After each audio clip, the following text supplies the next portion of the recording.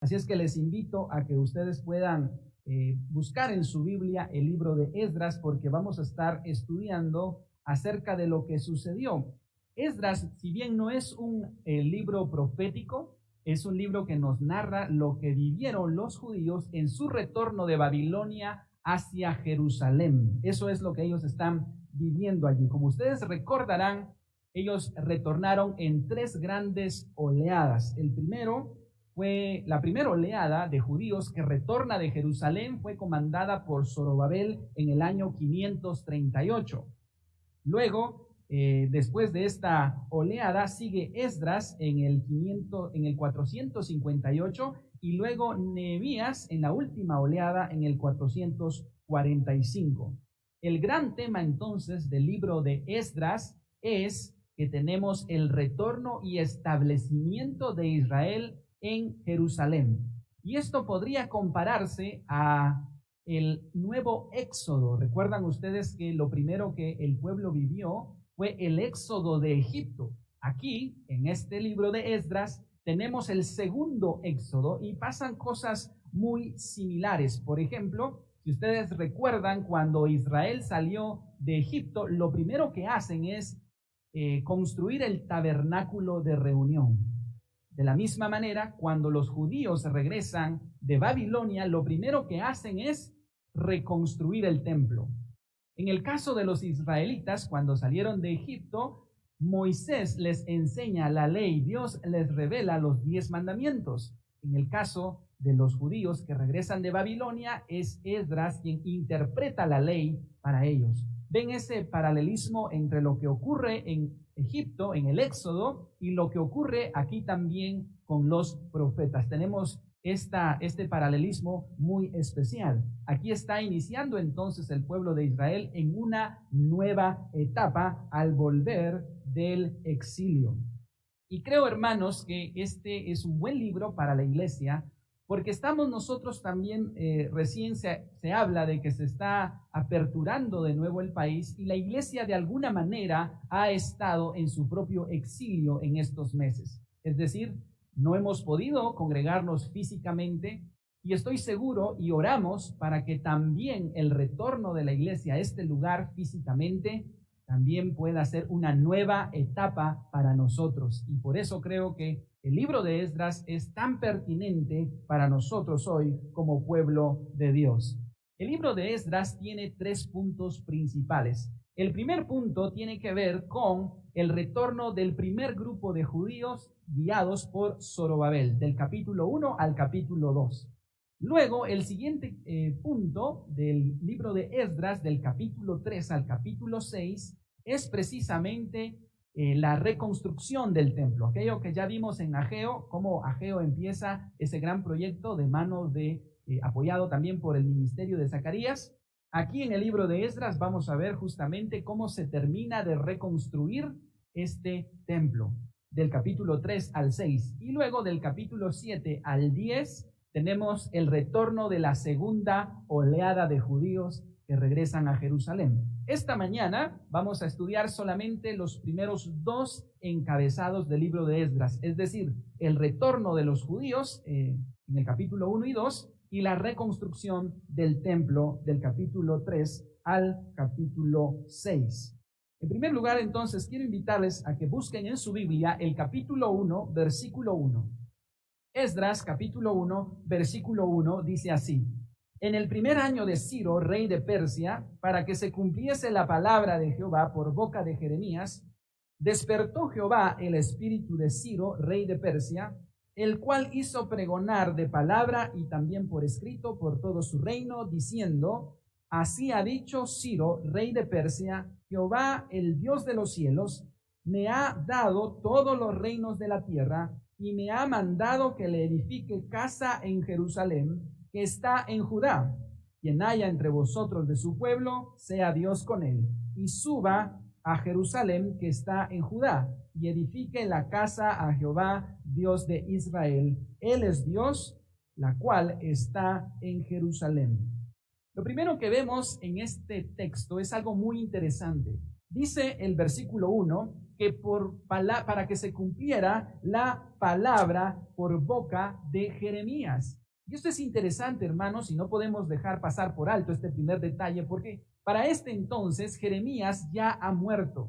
Él ya no está vivo, sin embargo, sus profecías siguen vivas. Es decir, el legado del ministerio de Jeremías sigue a esta nueva generación.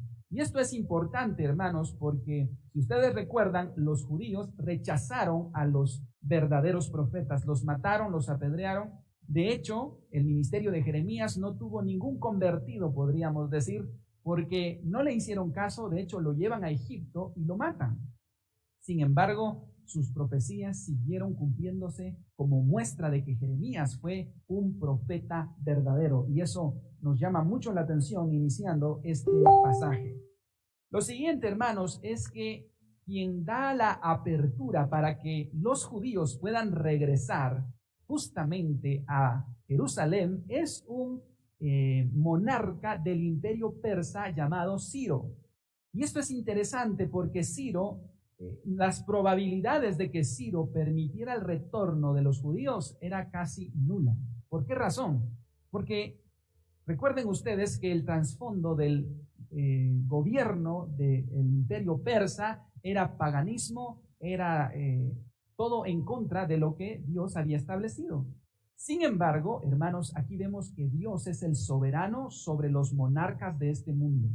Es decir, aunque pareciera, hablando humanamente, que son los gobiernos, los poderosos, los grandes imperios, los que tienen el control de este mundo, en realidad la Biblia nos dice claramente que Dios está por encima de todos los monarcas. Y Él cambia el corazón de Ciro de una manera tan impresionante que muchos creen que vamos a poder ver a Ciro en el cielo y vamos a poder conocer, porque tal parece que su edicto iba mucho más allá de simplemente beneficiar a los judíos.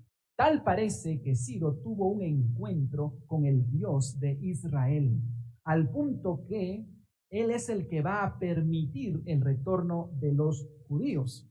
Proverbios 21 dice que es Dios el que inclina el corazón del rey de acuerdo a su voluntad, a la voluntad de Dios. Y aquí vemos, hermanos, cómo Dios cambió a este gran monarca para que beneficiara al pueblo de Israel. Recordamos las palabras del profeta Zacarías que les decía a los judíos que no con espada ni con fuerza, sino con el Espíritu de Dios ellos lograrían continuar y volver hacia Jerusalén. Y esto es importante porque no fue con espada que ellos volvieron, no fue con fuerza, sino el Espíritu Santo empezó a actuar. El salmista decía, unos confían en carros, otros confían en caballos, mas nosotros confiamos en el Señor. Y si hubo un guerrero que permitió que Jerusalén, o luchó para que Israel, o los judíos más bien, regresaran a Jerusalén, es el profeta Daniel. Recordamos cuando estudiamos al profeta Daniel cómo él oraba y oraba constantemente para que su pueblo pudiera regresar, y es aquí donde vemos cómo Dios empieza a hacer la obra. Otro detalle importante es que el profeta Isaías habló acerca de Ciro un siglo y medio antes, es decir, ni siquiera Ciro había nacido y ya Isaías había profetizado acerca de que sería Ciro el monarca que permitiría el regreso de su pueblo. Esto es importante. Quiero que notemos ahora en el versículo 1 del capítulo 1 una palabra, hermanos, que no podemos dejar desapercibido. Esdras, capítulo 1, verso 1. En el primer año de Ciro, rey de Persia, una de las primeras acciones de este monarca, para que se cumpliese la palabra de Jehová por boca de Jeremías, note lo que dice el texto, despertó Jehová el espíritu de Ciro. Esa palabra, hermanos, despertó Jehová el espíritu de Ciro. La volvemos a encontrar en el versículo 5. Vea lo que dice. Entonces se levantaron los jefes de las casas paternas de Judá y de Benjamín, y los sacerdotes y levitas, todos aquellos cuyo espíritu despertó, otra vez esa misma palabra, Dios, para subir a edificar la casa de Jehová, la cual está en Jerusalén. Hermanos, esta palabra da testimonio de lo que está ocurriendo en Ciro, lo que está ocurriendo con los judíos es mano divina, no es producto de la astucia humana, no fueron las grandes estrategias que los judíos utilizaron, sino fue el poder de Dios, el Espíritu Santo, despertando el corazón de reyes paganos para volverse a Él y de su propio pueblo. La pregunta es, ¿por qué Dios tuvo que despertar a su propio pueblo?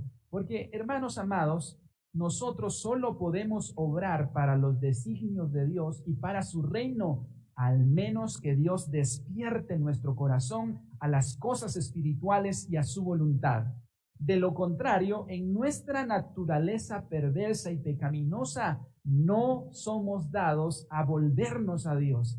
Necesitamos un verdadero despertar espiritual.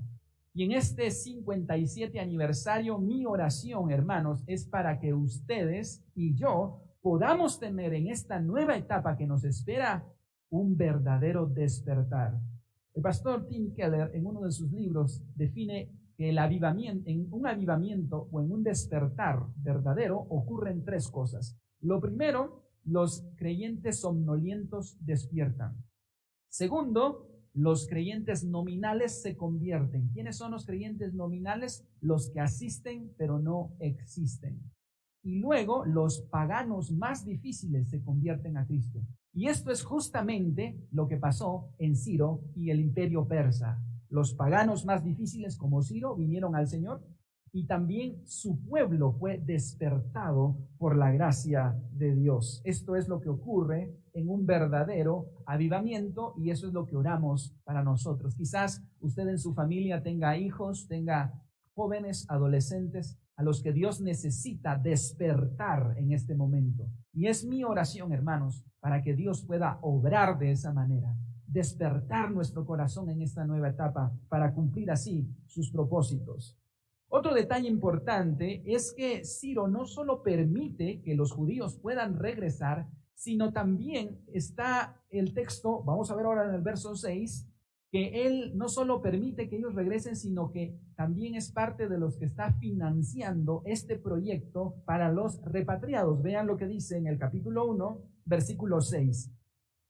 Y todos los que estaban en sus alrededores les ayudaron con plata y oro, con bienes y ganado y con cosas preciosas, además de todo lo que se ofreció voluntariamente. Y el rey Ciro sacó los utensilios de la casa de Jehová que Nabucodonosor había sacado de Jerusalén y los había puesto en la casa de sus dioses. Esto es interesante, amados hermanos, porque lo que tenemos aquí es justamente otra vez lo que pasó en el éxodo de Egipto, porque cuando los israelitas salieron dirigidos por Moisés, dice que los vecinos, los egipcios, les ayudaron con alhajas, con oro, con vestidos, para que ellos pudieran emprender su viaje. Es justamente lo que vuelve a pasar aquí en este segundo éxodo, porque los vecinos dice que les apoyan con ganado, con bienes y con cosas preciosas. Eso significa, una vez más, que Dios está trayendo del exilio a su propio pueblo. Y otra vez, hermanos, no es con espada,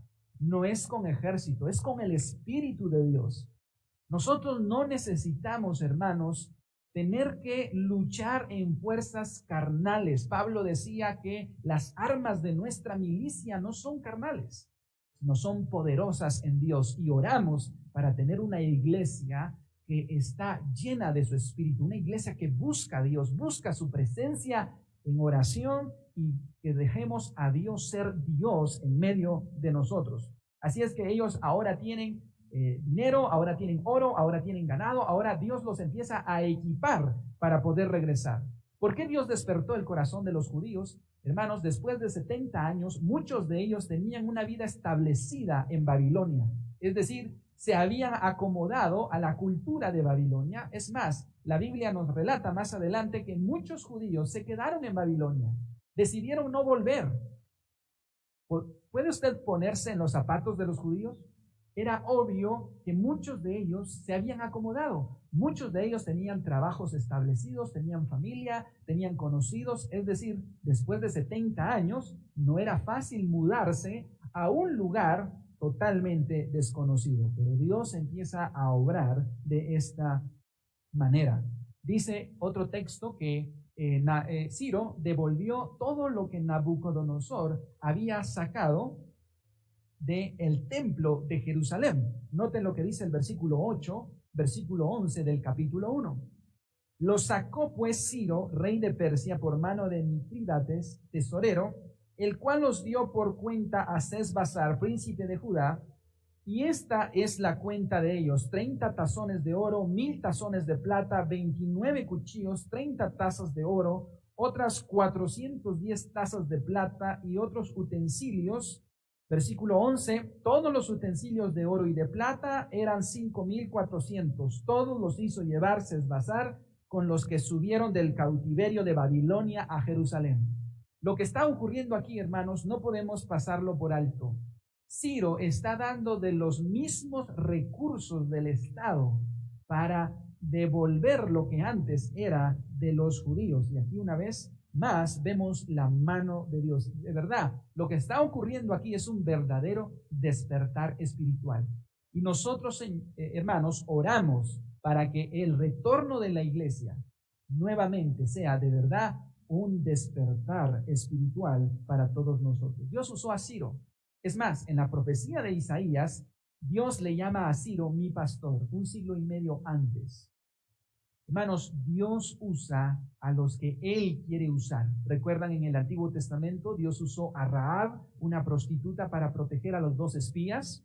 Luego usó también en los tiempos de Daniel a Nabucodonosor para exaltar a Daniel y que Daniel desde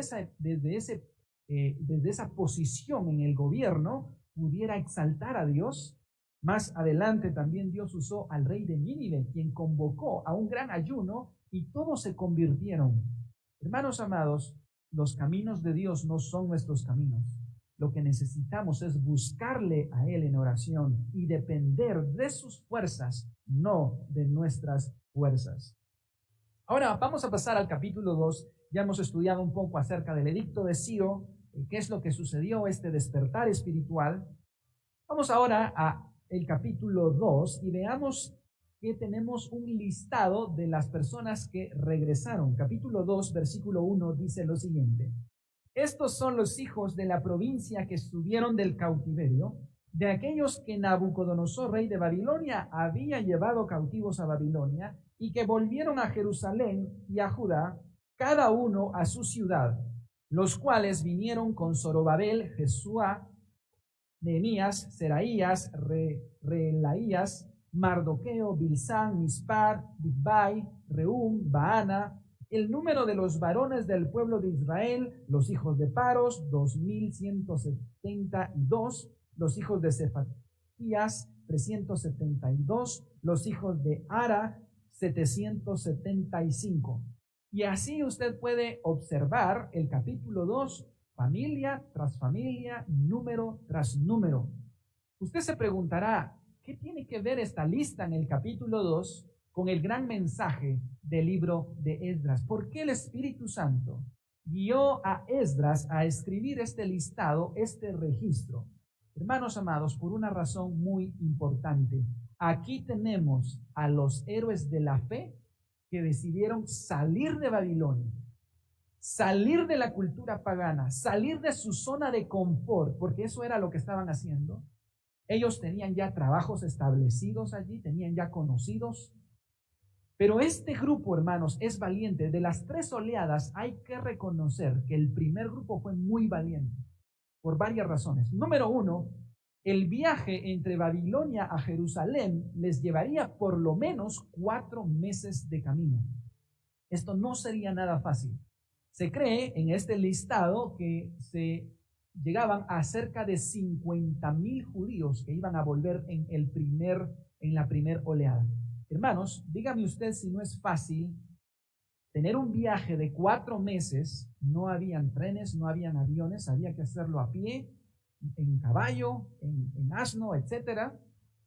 4 meses, 50,000 personas. Estaban expuestos a ladrones, estaban expuestos principalmente a sus enemigos. Recordemos que Israel tenía muchos enemigos, Judá tenía muchos enemigos que bien podrían enterarse de los que los repatriados volvían y podían asesinarlos. Pero este grupo es valiente, deja Babilonia y va rumbo a la tierra prometida. que nosotros sabemos es rumbo, la tierra prometida, es símbolo de la patria celestial. Y mantenga esto, hermano, en mente, porque esto es lo que está haciendo hoy la iglesia, dejar Babilonia para ir a la patria celestial. Entonces, número 2, ellos iban a llegar a un país hecho pedazos. Es decir, este grupo iba a llegar a una economía vacía, iba a llegar a una ciudad destruida, a una ciudad hecha ruinas, no había trabajo. ¿Usted se animaría a dejar su trabajo, su economía, su casa por mudarse a un lugar que está desierto y en ruinas? Muy probablemente usted y yo lo pensaríamos. Pero este grupo, aquí está este listado, los héroes de la fe que están regresando hacia Jerusalén, encabezados nada menos y nada más que por Zorobabel. Zorobabel, hermanos, había nacido en Babilonia. Zorobabel significa semilla de Babilonia. ¿Y por qué es importante o por qué este registro deja aquí a Zorobabel como el principal líder? Porque Zorobabel era del linaje de David, era el encargado de liderar del linaje de David y ser el rey de Judá, el líder civil. Y aquí él regresa. Es decir, Dios está cumpliendo su pacto, hermanos, al dejar a uno del linaje de David para que guíe a este pueblo hacia Jerusalén.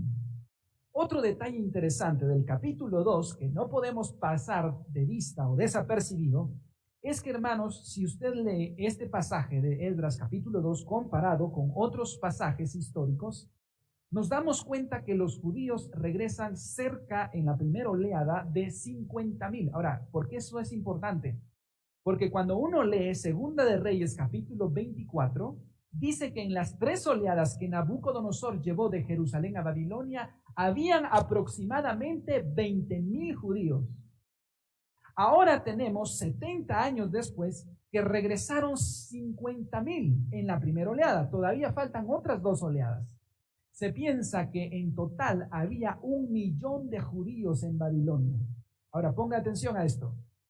Nabucodonosor se lleva 20,000 judíos y regresa 1,000,000 de judíos. ¿Qué significa esto, hermanos? Dios está cumpliendo su pacto. Entre más perseguían a los judíos, más se multiplicaban. ¿Se recuerda que fue justamente eso lo que pasó en Éxodo, en Egipto? ¿Cuántas personas entraron a Egipto? A ver si usted puede allí recordar. Jacobo y su familia, 70 personas. Y 430 años después de estar en Egipto, ¿sabe cuántos salieron? 600,000 hombres, sin contar mujeres y niños. ¿Qué le parece? Cuanto más oprimían al pueblo de Israel, más se multiplicaba. Y hermanos, esa es una realidad para el pueblo de Dios en el Nuevo Testamento. Cuando la iglesia es perseguida, cuando la iglesia sufre y es obstaculizada y está siendo oprimida, es cuando más la iglesia creció. Y es así como la sangre de los mártires de la iglesia primitiva dio como fruto que la iglesia creciera de manera asombrosa. Y hermanos, es mi convicción que este tiempo que no hemos podido reunirnos, que hemos estado luchando con esta cuarentena, también es el tiempo en que la iglesia más ha crecido. De hecho, lo hemos vivido nosotros. Ahora en las actividades de martes y de jueves hay más personas conectadas que antes que estábamos reuniéndonos. ¿Por qué, hermanos? Porque se cumple lo que Jesús dijo. Edificaré mi iglesia y ni las puertas del Hades prevalecerán. Aun cuando el pueblo es oprimido, es perseguido, se multiplica. Y esto lo vemos de esta manera especial. Pasemos ahora, y para ir ya entrando en la recta final, al capítulo 3 al 6. Ya vimos el primer encabezado, el retorno de los primeros judíos, el listado. Ahora quiero terminar, hermanos, con el capítulo 3. Y aquí vamos a ir en la recta final de este sermón inicial de nuestro aniversario. Esdras capítulo 3, versículo 1 dice lo siguiente. Cuando llegó el mes séptimo, y estando los hijos de Israel ya establecidos en las ciudades, se juntó el pueblo como un solo hombre en Jerusalén. Entonces se levantaron Jesúa, hijo de Josadac, y sus hermanos, los sacerdotes, y Zorobabel, hijo de Salatiel, y sus hermanos, y edificaron el altar del Dios de Israel para ofrecer sobre él holocaustos, como está escrito en la ley de Moisés, varón de Dios. Noten, hermanos, que lo primero que hacen al ya establecerse es poner manos a la obra, trabajar en la edificación del templo. Sin embargo, lo primero que ellos construyen es el altar de los sacrificios. Y esto es importante porque esta era la primer forma de conexión con su Dios. Ellos querían cumplir la palabra de Dios y la palabra de Dios establecía que debían ellos hacer sacrificios por su pecado, sacrificios de holocausto, de adoración. Y esto es lo primero que ellos reconstruyen. No tenían templo, pero sí tenían un altar para hacer sacrificios, para conectarse con Dios. Ahora, hay una razón específica por la cual ellos edifican este altar. Vean en el versículo 3 del capítulo 3. Y colocaron el altar sobre su base porque tenían miedo de los pueblos de las tierras y ofrecieron sobre él holocaustos a Jehová. Holocaustos por la mañana y por la tarde. ¿Por qué ellos dicen que ponen el altar sobre su base? Porque tenían miedo de los pueblos de las tierras. Hermanos, no era fácil llegar a una tierra que había sido abandonada. Todos los vecinos de alrededor eran vecinos hostiles al pueblo de Israel. Y ellos tienen temor. ¿Y qué es lo que hacen? Hacer un altar de adoración, un altar de holocaustos. Y hermanos amados, esto debe a nosotros hacernos pensar. Cuando nosotros, hermanos, tenemos temor, cuando tenemos miedo, cuando sentimos que hay cosas hostiles a nuestro alrededor, lo primero que debemos hacer es ir al altar de la oración, al altar de la adoración para buscar al Señor. ¿Saben una cosa? Yo creo que humanamente hablando, lo que los judíos deberían haber hecho era reconstruir las murallas. Quizás muchos judíos dijeron, no construyamos primero el altar, mejor blindemos la ciudad haciendo los muros. Pero hermanos, este grupo de judíos que regresa, saben que la mejor protección, la mejor forma de ser cuidados y guardados por Dios es en adoración a Dios, es buscando a Dios. Y hermanos amados, creo firmemente que nosotros, aunque no podemos congregarnos físicamente, sí podemos hacer altares de oración, altares de adoración en casa para buscar al Señor. ¿Cómo terminamos este primer sermón? Recuerden que tenemos 4 domingos de aniversario y hoy solamente es la pequeña introducción. Quiero terminar haciéndonos la siguiente pregunta. ¿Cómo encontramos a Jesús en el libro de Esdras? ¿Cómo encontramos a Jesús en el libro de Esdras? Bueno, quiero mencionar 2 cosas. Hermanos amados, el Evangelio de Lucas se refiere a Jesús de la siguiente manera. Él vino a dar libertad ¿a quiénes? A los cautivos.